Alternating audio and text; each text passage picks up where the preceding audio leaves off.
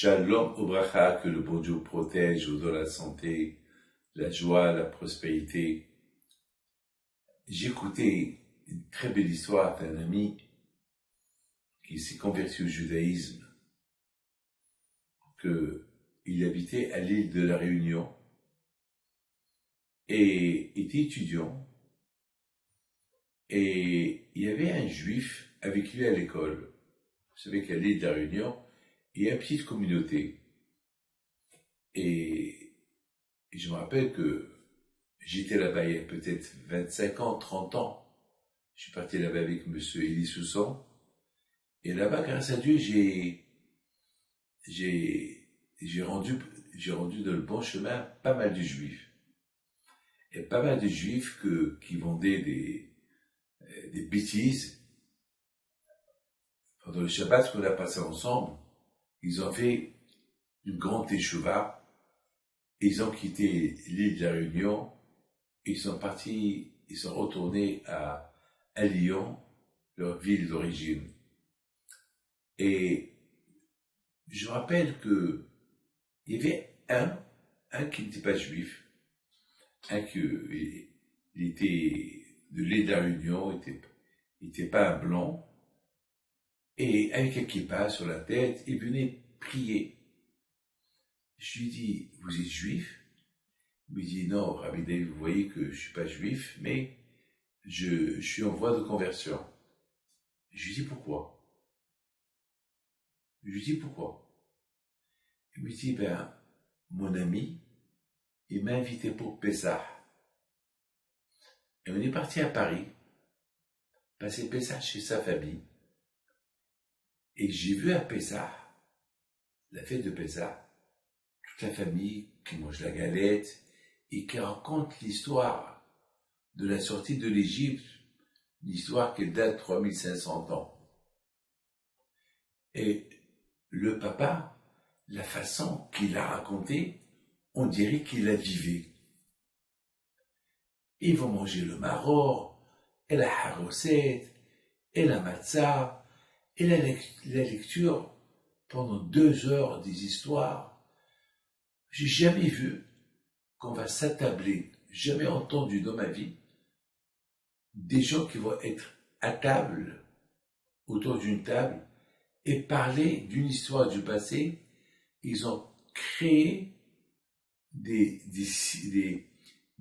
choses qui mangent en mémoire de ce qui se passait à Pessah, en Égypte.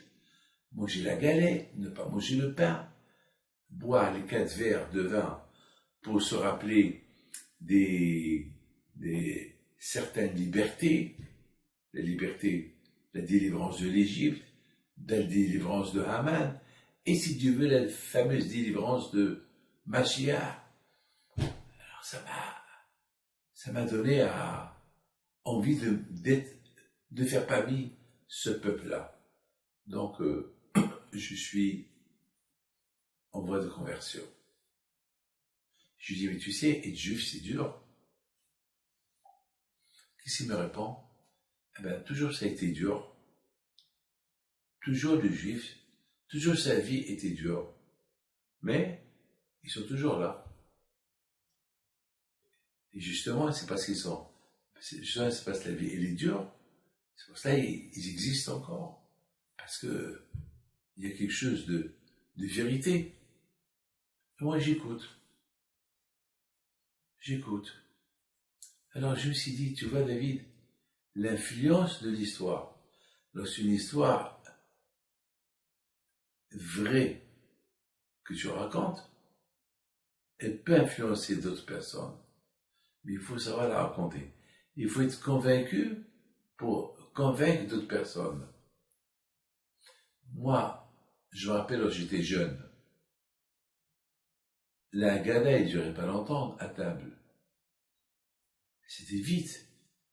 Mais ce qui a fait que j'étais convaincu de l'histoire, c'est la façon comment mon père nous la raconte. La façon comment on raconte une histoire, l'histoire, elle fait l'effet sur la personne. C'est la raison, mes amis, que Pourquoi on appelle papa maman? Parce qu'on est convaincu, c'est papa, c'est maman. Imaginez-vous que un bébé, il est perdu parmi 1 million de femmes. Le bébé, il va pas choisir une mère parmi les milliers, il va chercher sa mère. Jusqu'à qu'il voit sa mère, il va la reconnaître. Parce que il y a ce qu'on appelle une conviction de ce bébé vis-à-vis de sa mère. C'est ce qu'il a connu toute sa vie. Donc il ne va pas le changer. Mes amis, notre histoire à nous, on ne l'a pas connue. Mais on peut la découvrir à travers la Torah, à travers comment la personne nous la raconte. Si c'est rigolo qu'il nous la raconte, on ne va pas l'accepter. Mais si quelqu'un qui la raconte bien, avec conviction, on va la comprendre. Il y a quelqu'un qui m'a dit qu'il est mort et qu'il a ressuscité.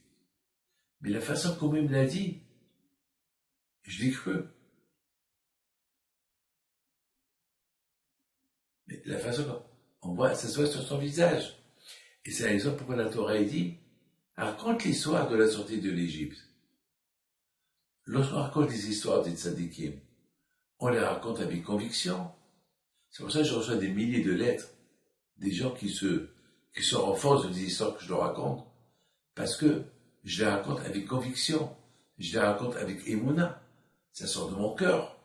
Et les paroles qui sortent du cœur, ils rentrent dans le cœur. Mais là, si je raconte des bêtises, en rigolant, ça va pas faire d'effet. Et c'est la raison pourquoi la Torah dit, toi tu racontes, et tu vas voir, ça va faire l'effet. On a tous grandi dans cette émouna, parce qu'on a vécu la vraie émouna. Que le bon Dieu vous protège et vous donne la santé. Amen.